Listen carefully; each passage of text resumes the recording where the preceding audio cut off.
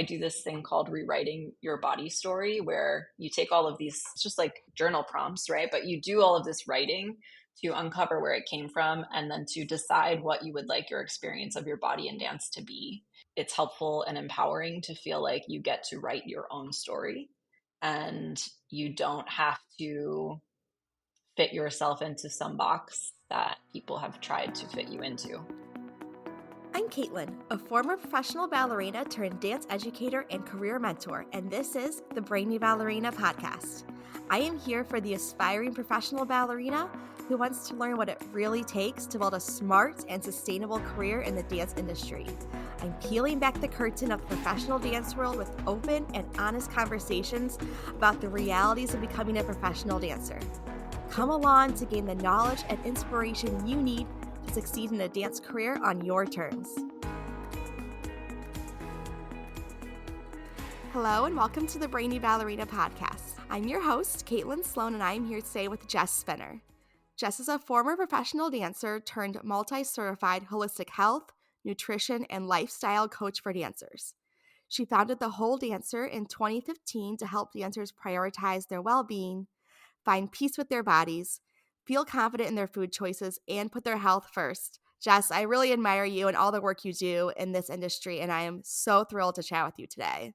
Thank you so much. The feeling is mutual, and I'm always so happy to connect with you. Yeah, me too. I want to start from the very beginning of your dance journey. Will you tell us why you took your very first dance class? You know what? That's a really good question, and I'm not actually sure I have an answer. I think that my mother, I don't know that she danced when she was little or anything, but she just put my sister and I in dance classes, and my sister had no interest, and I don't think she even lasted a whole year. But I was really into it, and the thing that probably kept me going from a little person was I really loved being on stage. I liked that aspect of showing off, sort of, and like performing. And so that's definitely why I stuck with it. And then what was your training like growing up? So I started at a really, like a small recreational studio where we did combination ballet, tap, and jazz in like 90 minutes, right? Like where you did 30 minutes of each thing, which is kind of funny to think about now. Like, I guess that sort of thing probably does still exist, but it seems like so distant in the past, but it's an interesting concept. So we did combination ballet, tap, and jazz. And I was there probably from the time I was 3 or 4 until I was 12. And when I was around 11, the dance studio owner, she started bringing in a professional ballet instructor. And I don't know if it was just for me, but looking back, it kind of seems like maybe it was. But she brought in this person who was legit ballet background. I can still picture her. I don't remember her name, but I can picture, like the lines and the turnout and just how different it was from what I was used to.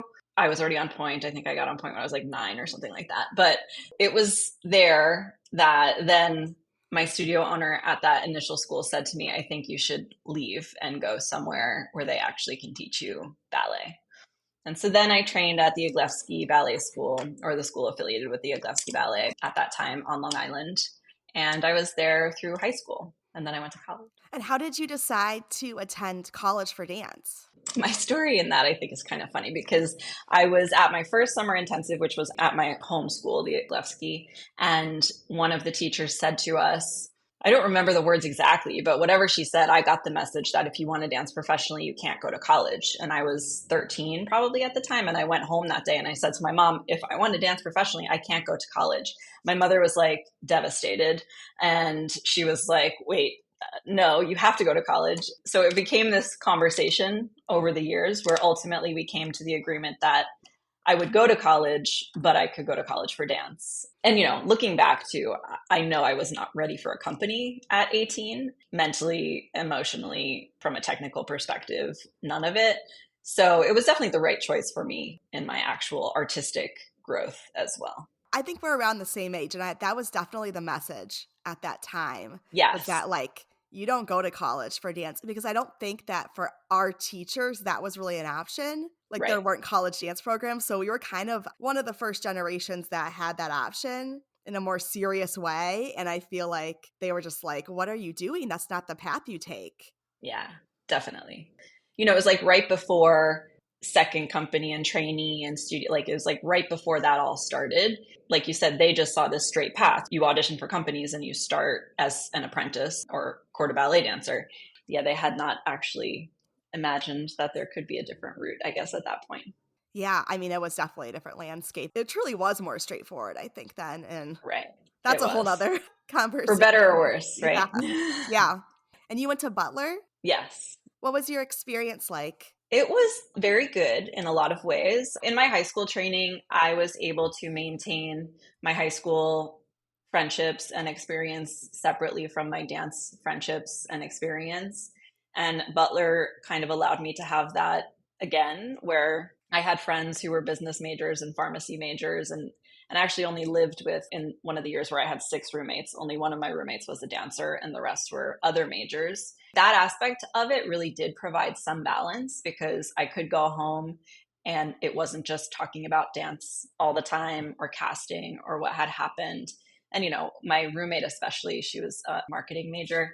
And when I would talk to her about casting, she would talk about it in such a lighthearted and funny way, but she'd be silly about the drama. And so it kind of gave me good perspective to not overthink it or be like, this is the most important thing in the world, because she would just talk about it in this way that I was like, yeah, I guess it really shouldn't matter that much to me. I shouldn't be devastated about it anyway. And the dancing for me, because I had started struggling in my dance journey when I was probably about 14 and got my first body comment from a teacher. That was such a pivotal moment. And unfortunately, I wasn't able to shake it even throughout my training at Butler and beyond.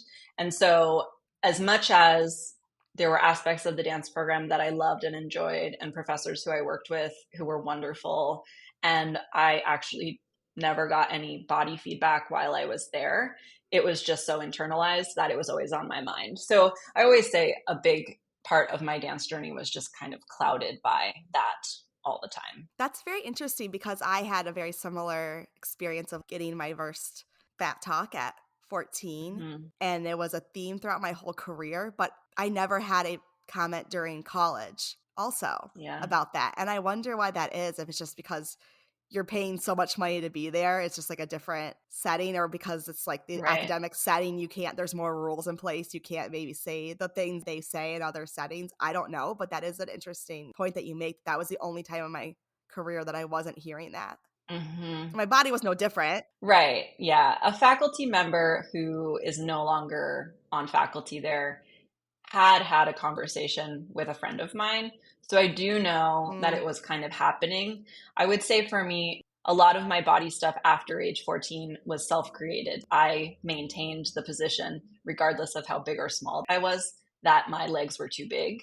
And so teachers might have looked at me and thought nothing like that at that point, but it was still always in my head. And my sophomore year, I was injured. And that was the only time while at Butler that I actually gained quite a bit of weight. And I wonder if kind of because I was coming back from injury, they like gave me a pass and didn't say anything at that point. And then, of course, because of how my brain was working at that time, over that summer between sophomore year and junior year, my probably number one goal was to lose weight. And so I showed up at the start of my junior year, probably at my thinnest since freshman year, so they didn't maybe have the chance to say anything. Yeah. But it is an interesting thing, right? And I do think some of it may play in where, like you said, they don't necessarily want to lose a dance major because it's a lot of money for them. And, I think already dance majors can easily shift out of it over those 4 years. You're probably right that at a number of programs, they're just not going to say anything about it, mostly because they don't want to lose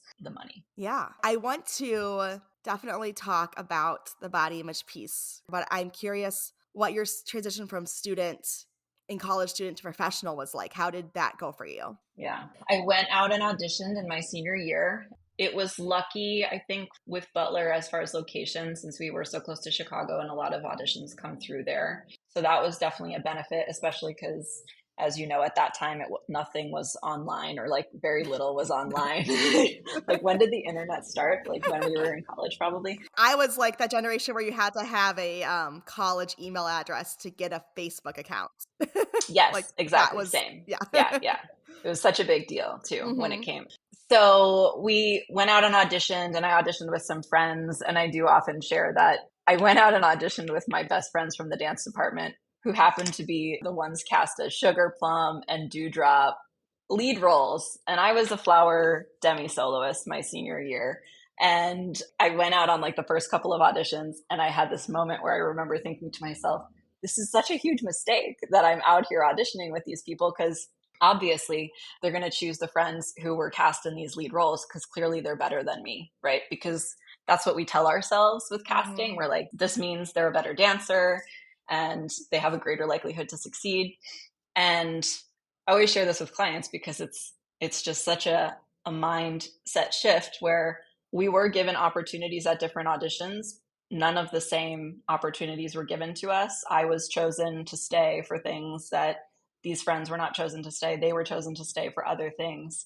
And so it was very validating in that I actually realized how subjective ballet is, and the fact that even though my college professors may think these are better, stronger, whatever, more capable of these roles dancers, it didn't mean anything in terms of higher ability. So after the whole audition process, I ended up at Louisville Ballet. I was lucky because I had friends there from Butler who had graduated before me. And so they gave me some good guidance. There was a level of comfortability very quickly. One of them, the ballet master, would confuse me and a girl named Jennifer, and he would call me Jennifer and he would call her Jessica. It was like very annoying.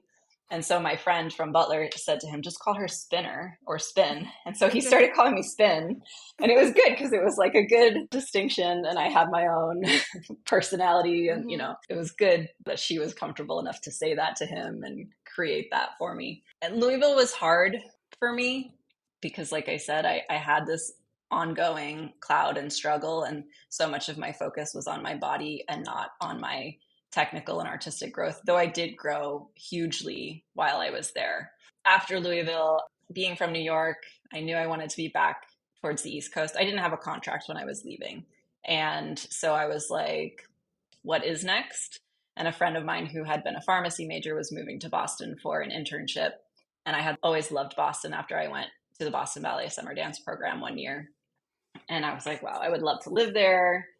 There was this smaller company that I had my eyes on, and I was kind of like, well, if I go and stalk them, basically, if I'm like in the open class every day and showing up and getting to know people, maybe that would be an option for me to get a contract there. And so I just kind of moved to Boston and started the freelance thing, which is a whole other animal. Yeah, talk about that. What was your experience doing freelance versus being in a company setting? In a lot of ways, I really needed the freedom at that point because the college dance program like Butler is so intense with academics and dance classes. Like dance majors are so busy that it was Hmm. 4 very busy years. And then my time in Louisville, you're on this 9 to 5 schedule, and I worked a second job as well. So it was just very busy and a lot of dancing. And then in Boston, I worked too much for sure. I was definitely still working too much, but I did enjoy feeling a bit more free in my schedule and what I said yes to and all of that. So it was interesting that it kind of created some balance for me. And I know a lot of dancers feel so safe in the company setting because everything is laid out for you. But I feel like there is a very nice level of freedom and growth that you can find when you are more in charge of your life. Yeah, that's a good way to put it. What led you to found the Whole Dancer? Well, I stopped dancing in my later 20s. And when I stopped, I had no idea what I was doing next. And I started nannying. And quickly into nannying, I was like, I'm not going to last long doing this. I did actually end up lasting 5 years with that family. You have a son and a daughter? Yes. Yeah. So I just have a daughter. I nannied 2 boys. And I was like, oh my God, boys are so intense. When I got pregnant, I was like, it has to be a girl. If it's a boy, I don't know what I'm going to do. When they told me it was a girl, I was like, I cried tears of joy. I mean, boys are wonderful. You know, it's a balance. Yeah, yeah. But 2 boys, I was just like, I'm not going to be able to do this for long. So I started looking for what was next. It didn't always stem from the healthiest place, but I always had an interest in health and nutrition, sports nutrition, and how we should be fueling our bodies as dancers. And so I had been hearing about this health coaching certification through the Institute for Integrative Nutrition. And I just kind of like pulled the trigger and put it on a credit card and did it. And when I did that, I started getting all these ideas really about how I could help people. And I had no interest or intention in working with dancers at that point. Mostly because I was like, I'm done with that world. I don't know if I could handle being back in it. It was very unhealthy for me. I wasn't sure if it was going to be a good move. And then I had a first coaching call with a business coach. And in our conversation, she was like, well, it sounds like you should be working with dancers. And I was like, maybe. Oh, God, I don't know. But then I did all of this market research and I reached out to all my former friends and colleagues and had them send it to friends at other companies. And I saw very clearly that there was a need for something and dancers needed support and all the things that I was like, stuff must have changed by now. I mean, not that it had been very long, but it had been a few years. I was like, things have to have gotten better. I'm sure people are fine. And I also had that thought that, I must be unique in that I struggled in ways. It was hard for me because maybe I just wasn't good enough or it was my body or whatever. And other people probably were just doing fine. Everyone else looked like they were doing fine. And, Mm-hmm. it felt like everyone else was skinnier than me and whatever. So I was like, I'm sure everyone's fine. But then, like I said, I did market research and it was very clear that people were not fine. And out of all of my responses, and I had over 50 responses, there were like one or two people who were like, I'm fine, basically. And, one of them I remember, she had a mother who was a dancer. So she definitely had some of that guidance or, support from someone who really understood what she was dealing with. I was like, okay, something is needed. And then I just kind of dove into things. I know you talked about this, I kind of alluded to it through this whole conversation, but I'd love to talk more about body image because it's just like you said, it permeates everything. I don't know a single dancer who has not had at some point in their career some kind of struggle with body image. And I know you talked about your struggles with it, but can you elaborate on that more, like how that affected you as a dancer?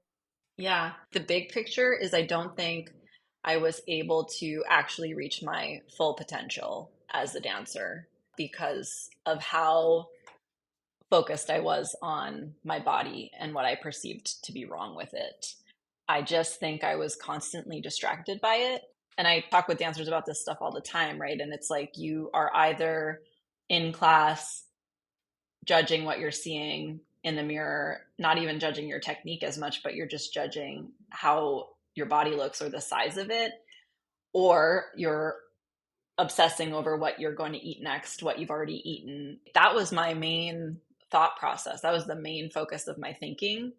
And so, yeah, I would get corrections. I would try to apply corrections, but I was never fully there. Like, you can't be fully there if you're so concerned with what they must be thinking about how big your legs are. And so I think it really just took away from my ability to reach my fullest potential. And it took away from my ability to enjoy what I was doing, which, look, if you go into dance, you should be loving it and Yeah. enjoying it, right? And it should be fulfilling because you get to do this thing. I love it when non-dancers would be like, wait, you just dance around all day? And like, it's not that, right? Like, certainly it's hard work, but you're living as an artist and like you should be enjoying that. And I wasn't able to fully enjoy it. I had moments, of course. I would say on stage, right? You would have those moments where maybe you would actually forget about all these other stuff because you were so focused in what you were doing. And I'm sure in some rehearsals, I would be so in it while I was dancing that obviously I'm not thinking about food in my body. But in a lot of the other moments, it was just pervasive and constantly coming up and constantly detracting from my ability to be present and enjoy what I was doing.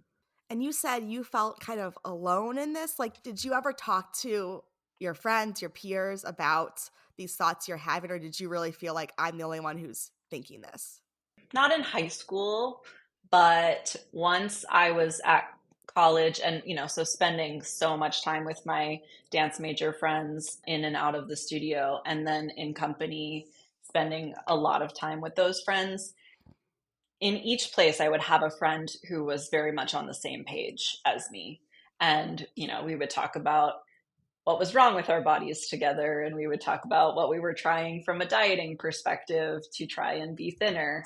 I didn't feel fully alone in those moments, but it was certainly still, I think, isolating at times because I was one of those people who would sometimes avoid social settings because I was like, oh God, like people are going to be eating and I don't want to be eating and, all of that.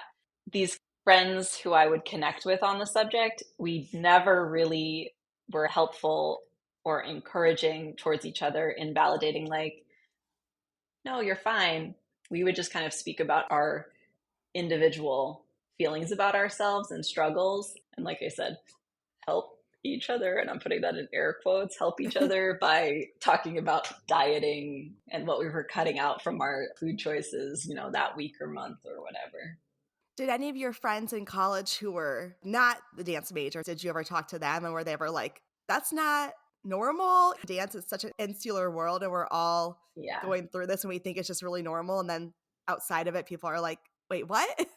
Yeah. No, I kind of wish I had. Part of it was I observed some disordered things among my non-dance friends as well. Yeah. Unfortunately, it's not only us as Yeah. dancers who are struggling with this stuff. And so, like, I would observe things in them. They would not be talking about what they were thinking or feeling when they were making certain food choices or what have you.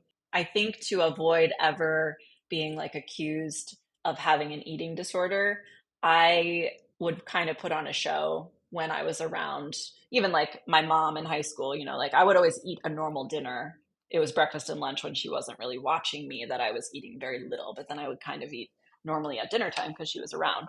And so in college, I would, around my non dance friends, try to eat as normally as possible.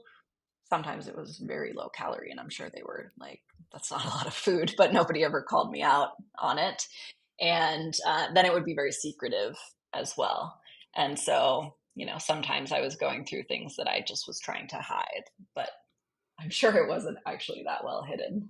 People always say, oh, you're a dancer. You must be so healthy. You must always eat healthy. So, Hmm. like, if you're a non dancer and you see your friends making what you perceive to be like the healthy choice, you're like, well, that's because they're a dancer. So that's Right. normal for them.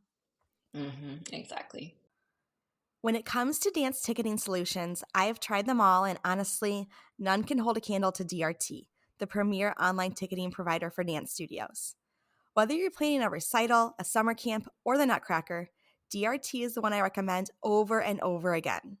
So, what sets them apart? DRT offers turnkey solutions and custom ticketing sites completely free.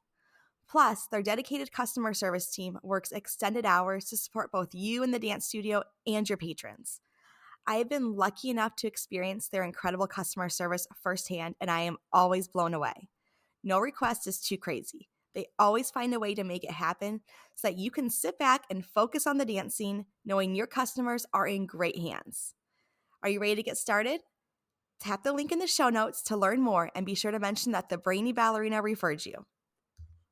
How did you work through this? Like, did you have a coach that helped you, or how did you start to realize that this was affecting your quality of life and you wanted to do something about it? I definitely recognized that it was a problem years before I was able to make any changes, which I think is true for a lot of dancers, where they might be like, something's off here. And, my eating patterns got into the space of being restrictive and then overeating. So it was like very back and forth in that way. And I think one of the things that was most telling to me, or I felt the most shame about it, but also I was like, wow, something has to give here, is I was working at a yoga studio at one point. It was all vegan, and I was vegan at the time. And they would have like vegan muffins and cookies and things like that around. And over the course of a shift, I would sometimes eat so much of those things that I was physically sick. I didn't actually get sick, I'm very lucky actually that I don't have a good gag reflex because I'm sure I would have gone down that road. But I was like, what am I doing? How am I at work and eating all of these muffins that we're supposed to be selling, and I felt so much shame about it. And I think that it was part of where I was like, I really have to figure something out to change what I'm doing. And around that same time working there, I started taking a lot of yoga, which really helped start the thought process of valuing my body and sort of honoring it and acknowledging and being grateful for what it allows me to do, because that was a lot of the yoga speak I was hearing. And it was physical movement in rooms without mirrors. So you could actually stop thinking about what you looked like and start focusing on how it felt for you and, maybe what your body was telling you. So that was a big start for me. And then going through the health coaching program myself was quite eye opening. And around that time, too, they were like, if you are really going to pursue health coaching as a career path, it's a good idea to work with a health coach so you know what the experience is like. And so I did start working with someone around that time as well. And, it was like all of those things combined, plus the fact that I was done dancing and was not spending so many hours in front of a mirror. And I always say, I do think now that I know what I know, that it's possible to heal while you're still in the dance world. I do think it's harder because you're Yeah. just surrounded by it all the time. And so it takes some additional level of strength and determination and support, perhaps. But being out of it was very helpful to me and starting to focus on different things and look at my body with gratitude for what it was allowing me to do. I think that's very interesting. Even when you said earlier, like maybe you'd be on stage and you'd be able to let go of it. And that came to mind immediately. It's like there's no mirrors on Mm-hmm. stage. So you're just feeling it. You're in the moment. And Right. it's like a whole different feeling than as soon as you get into the studio, you see yourself again. It's like all those thoughts come rushing back. Mm-hmm. Exactly.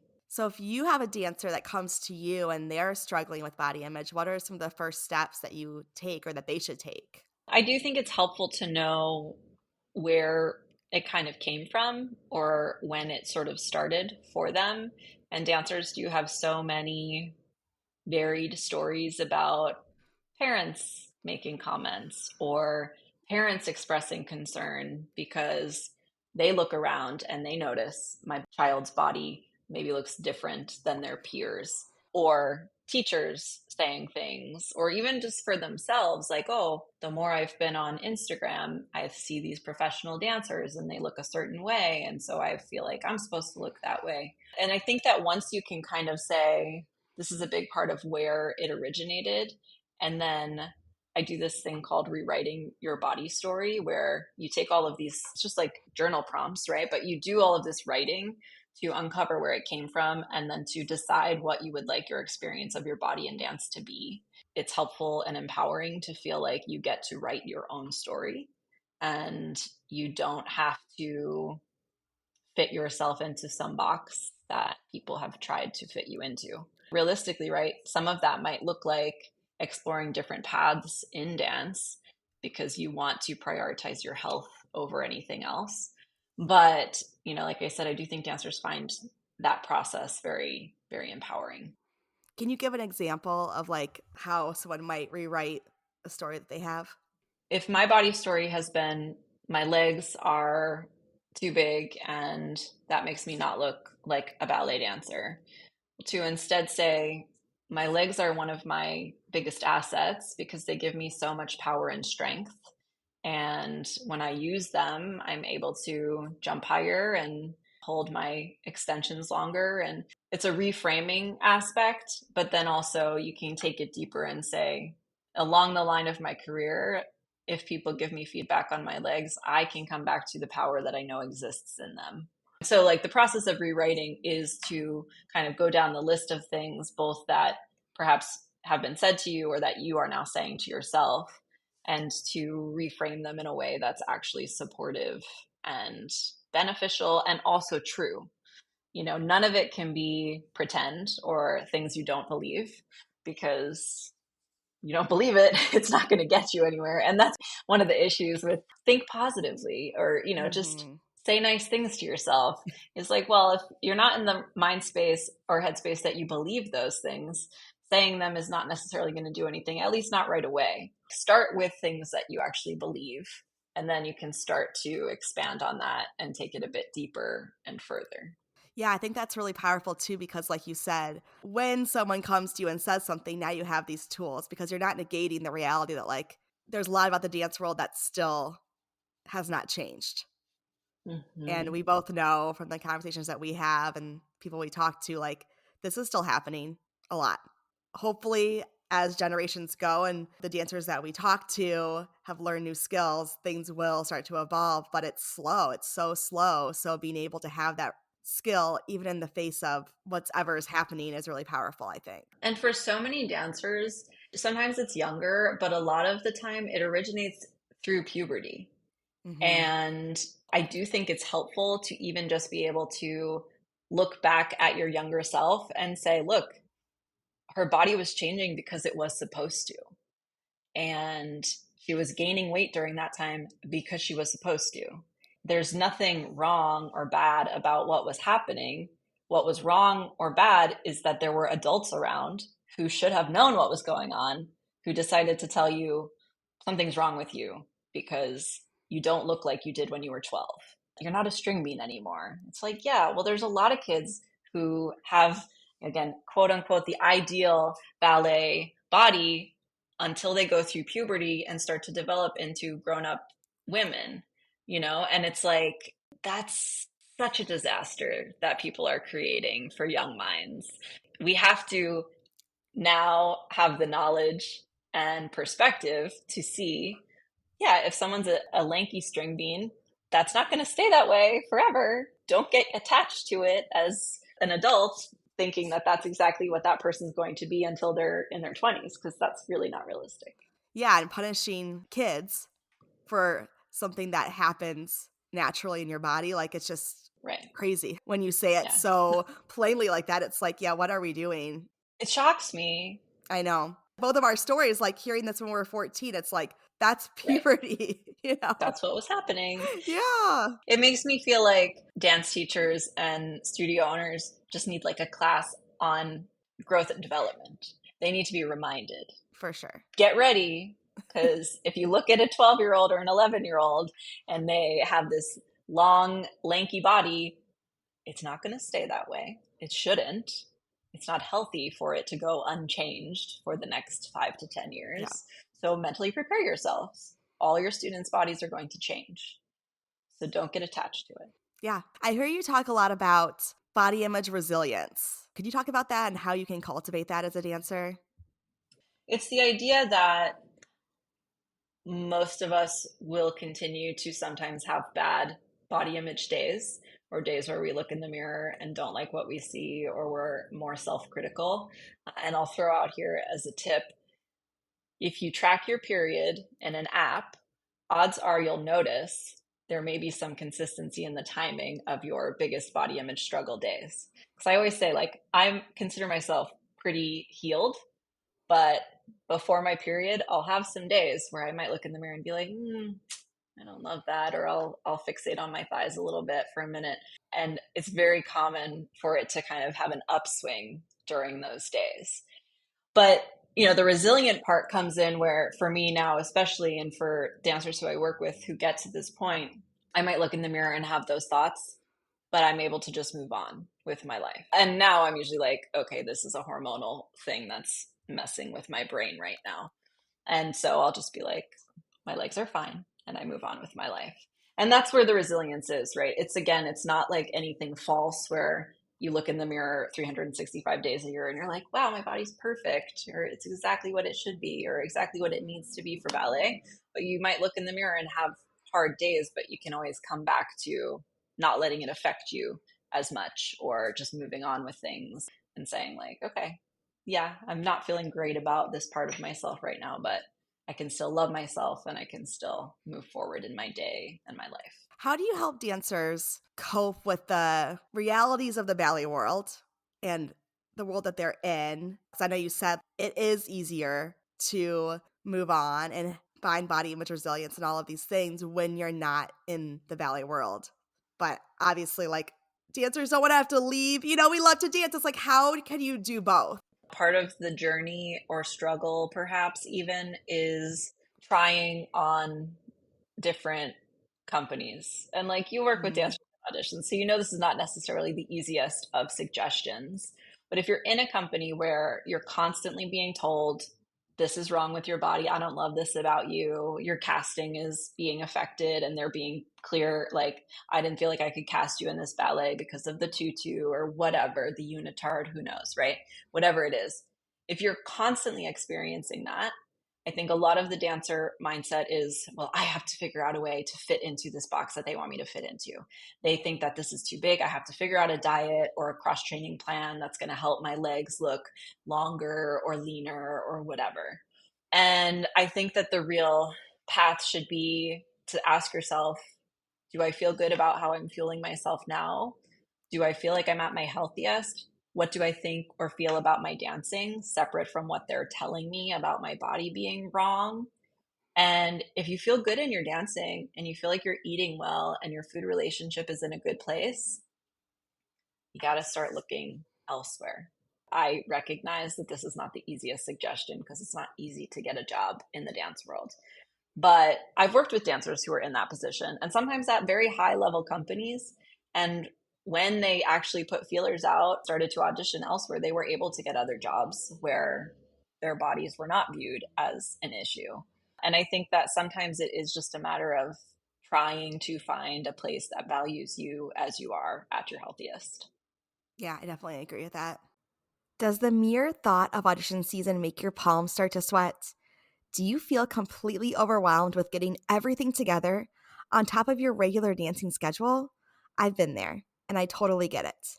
As dancers, we spend hundreds of hours honing our technique and artistry. But when it comes to figuring out how to put together a resume or what to expect in a professional audition, we're often left to figure it out ourselves. That's why I put together the Ultimate Audition Guide. This is your one-stop shop for everything you need to tackle professional company auditions with ease. No more spending hours Googling and trying to piece together a somewhat coherent audition package. With this guide, you'll be ready to conquer audition season like a true professional. We're talking resumes, headshots, dance photos, dance reels, plus info on how to find auditions, what to wear, what to expect, how to budget, mindset tips, you name it, it is in this guide. You are ready for this moment. Head to the show notes, grab your copy of the Ultimate Audition Guide, and empower yourself with the knowledge to approach audition season like a true professional. What changes would you like to see in the dance industry? Ugh. We need another episode. Oh God. Yeah, how much time do we have? I think that my biggest issue really is when children are involved and training environments are doing these things. I don't think it's okay at any level or at any age, but there is something to be said for when someone is an adult and has made the choice to be in this career and then they're faced with this stuff. Like I said, I don't think it's okay, but I think that there are ways to have adult conversations that again might result in you being like, clearly this is not the right fit for me because if you keep having this issue with my body, then I have to find somewhere else to be. But with kids, no child in a dance training environment should be told anything about their bodies ever. It's just not helpful. And it never does any good. It only causes damage. If you have a student who you think could benefit from some support to find more balance in their fuel plan, to eat more healthfully, whatever, it's not your job to say to that student, I see something wrong with you. So I want you to go and talk to this nutritionist. It's your job to say to all of your students, hey, if anyone is looking for support, here's a list of resources and people who you can reach out to. And they're going to help you do X, Y, and Z. They're going to help you feel more confident in your body. They're going to help you feel more confident in your dancing. They're going to help you find a fuel plan that's supportive and healthy and working for you, not against you. people in schools and training environments, teachers, they need to get their heads on straight and they need to educate themselves about who's out there to help their students. And they need to recognize that they shouldn't be saying damaging things because it's not going to help anyone go pro and stay pro. It's only going to cause damage. And, that goes for things like don't use your quads so much, they're getting bulky or something like that. Like educating themselves on even the dance science that says these are the muscles we have to use in order to do this step. So how can I encourage my students to use their muscles well, rather than getting in my head about the fact that different bodies look different ways when they're using different muscles. Learn how to speak to children in ways that are productive and not damaging.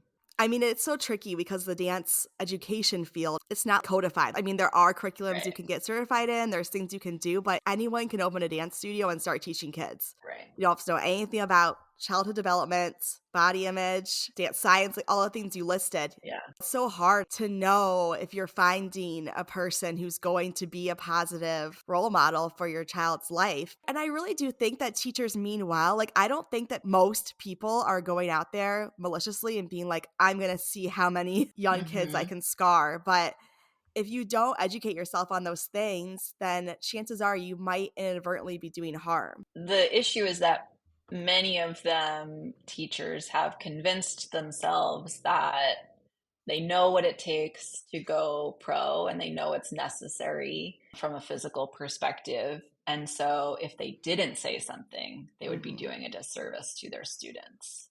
And like I said, present them with resources if you think they could be fueling themselves better or in ways that are more supportive to their dancing.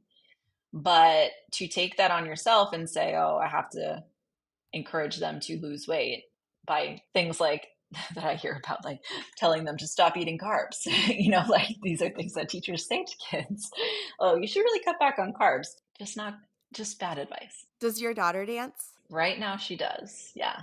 I'm always curious, as someone with kids, Yeah. they have been in and out of dance class, and I think we're in a really amazing environment. I love their teachers. Like, it's been so, so wonderful.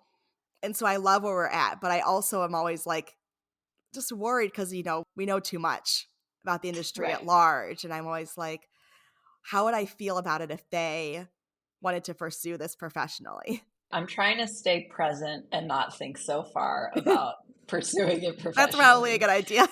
Right? But for now, I'm very unattached to her dancing. Like if any day she came back and was like, I really don't like going to dance class, I don't want to go anymore, I would say, fine, we can do something else. Like let's go play a sport or something like that. Right now she's enjoying it. One thing that's kind of funny is at the school where she goes, it's one of the schools where I teach. Next year she would be able to be in the Nutcracker. And in previous years, like the last couple of years, she's actually been afraid of nutcrackers. I mean, if you look at a nutcracker, they're No, pretty creepy looking, right? yeah. They're not cute. So she's afraid. She's been afraid of a nutcracker. And I feel like this year she's not so afraid of a nutcracker, but people have asked her, are you going to be in the nutcracker next year? And she's like, no. And she has said to me, do I have to do that? And I'm like, no, if you don't want to be in the nutcracker, you don't have to be in the nutcracker. So that's kind of funny. And I guess it could change, but right now it's like she's just doing it for fun and she's enjoying it. And I don't even know, she's 5. So once things start getting to the bar and first position and actually doing kind of serious stuff, she might have no interest. And Yeah. like I said, I'm definitely okay with that. Yeah. That's funny you said that with Nutcracker because my daughter, we were in Menards a few weeks ago and she's one, but she saw a Nutcracker, like a big one, and she just lay down on the floor and started crying. Like she was Oh terrified. And you're so no. right. They are kind of Yeah. scary. They're creepy. But it's been tricky because like we walked into Bed Bath and Beyond one time around the holidays and they had this whole row of nutcrackers Yeah. and she was like crying and clinging to me and wanted Oh to my leave the gosh. store. Like Yeah. it's like a serious fear. Maybe she was like a pro dancer in a past life and she has this like big dislike of Oh a my Nutcracker gosh. now. Past trauma. Yeah, Maybe. It's possible. exactly. Oh, okay. This has been really, really helpful, I think, for any dancer, everyone out there, because we've all been through this. And I think it's so key to know that you're not alone. in Yeah, this feeling, if you're having body image issues, to know that you're not the only one having that. And I think the more we talk about it, the more people realize that, the more it becomes open. And I don't want to normalize it in the sense that I'm saying like, oh, it's normal, it's okay, we should all feel this right. way, but normalize in the sense that like other people are going through it too, and it doesn't have to be like this actually. I do think a lot of people go through it and see it as some sort of personal failing or Mhm. flaw. It is important to normalize it in that it's not just you, it's very much the world that you're in and the pressures that we face, things that are said and things that go unsaid too. A lot of dancers hear things from a teacher or parent or something like that, but there are plenty of dancers who are just on Instagram and start to see things and they say to themselves, well, this is what all the pro dancers who I follow look like. If my body doesn't look like them, something must be wrong with me. So a lot of it is to try to work to just own and love who you are and yourself and your body and your uniqueness and not get caught up in constantly comparing. I've said this before, but I am so glad that social media did not exist in the way that it does now when Yeah, I me was a too. young dancer. And it's really hard because I know both of us, our businesses are online businesses. Like we have to use social media Right. really heavily to reach the people that need our help. Like that's a part of it, but it is a constant struggle for me because I do see also so much harm with social media. Every other day, I'm like, I'm getting off of it. And then the next day, I'm like, But I can't. and I want to be like a good presence. If all the people that who think like that were to leave social media, then what are you left with to remember for dancers that like you are seeing a tiny snapshot of someone. They might have done that pirouette 52 times to get the right one for social media. Like you're not seeing all the mess ups, the bad days. So if you're comparing your life to someone based on that, you're going to start to feel bad. And if you notice that you're feeling bad when you look at social media, that's a very clear sign to put the phone away. Yeah, absolutely. There definitely needs to be more self imposed and also parentally imposed parameters around how much people are taking in. Because, as adults, we can recognize, oh gosh, I'm spending too much time on this thing. Let me put it away for the rest of the day. But I Hmm. think sometimes young people get social media FOMO and they feel like they're missing out if they're not checking things. I'll say too, like some of the best things I've heard about people who follow me on Instagram are when they'll say, like, sometimes I'm scrolling and it feels so negative to me because I'm comparing myself and whatever. And then I'll come across one of your posts and like it will make me feel better. Yeah. Like you said, being a positive presence on it is really important as well. Yeah, I It's not going agree. away, I guess, at least not Yeah. right now. Okay, last question. What advice would you give to aspiring dancers who are pursuing a career? Make sure you stay connected to why you're doing it and who you're doing it for.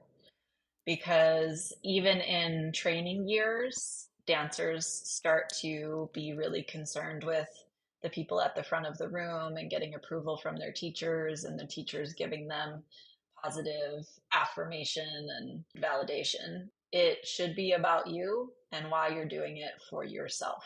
It starts oftentimes in training years, but then when you become a trainee or a second company or apprentice, like it's more and more just about the people in the front and trying to please them because obviously we want to get to the next steps in the career. If you find that that's taking over your mind, you've got to take a step back and just say, okay, why do I dance? Why do I love to dance? Why did I start pursuing this in the first place? Why did I keep going? What do I really want to get from it for myself? Because that's where the joy comes from. We don't get joy, at least not long lasting, even when the director says good job. It's so short lived because a lot of them flip flop from one day to the Yep. next. And so you'll have a day where you're like, oh, this is awesome. I feel great. And then the next day they decide to be all up in your business and tell you you're not doing anything right. So it has to be from inside that you find that validation. And that's a constant practice. And it's a constant pursuit to say, why am I doing this? What am I loving about it? How do I feel about my own performance and dancing and all of that. And that's why I ask everyone when I start the conversation, like, why'd you take your first dance class? Because I just love hearing those stories about why you did it when you were young. And it was because it was fun and you liked dancing. If people can remember that feeling, obviously, when it becomes your career, it's different. You have to approach it a little bit differently because it is a job, but it can still have that same joy and fun that you had when you started. You don't have to lose that and become so serious about it that it just saps all of the happiness away. Yeah, exactly. Okay, Jess, so if anyone listening has really resonated with you and they want to reach out to you, can you talk more about exactly what you do? Because I feel like I didn't really ask you this question, and how people can reach you. I offer a couple of different paths in coaching, and sometimes people are confused about which path would actually be best for them. And I always say just kind of reach out and we'll determine. But there's also quite a bit of overlap. So, it's not only helping you find a balanced relationship to food and your body, but for some dancers, it's just about finding a balanced approach to the career itself and actually creating a life that supports you to feel your happiest and to do your best dancing. And so if any of that connects with you, if you've been feeling less connected to what you're doing or you've been struggling to feel happy in it, the work that I do is about helping you reconnect to the joy and what's important to you as a dancer and what you want to achieve and why and all of that. We would work together through coaching for 6 months to start, which I always say is that's kind of baseline to get most dancers to a place where they're feeling better in their experiences. The best way to pursue that is just to reach out, and we'll have an initial consultation at no cost where we talk and see what you need. And if I'm not the right fit, I refer people out to some of the other amazing coaches and practitioners who I know. And how can we find you? What's your website and your social media? So it's all The Whole Dancer. The website is thewholedancer.com.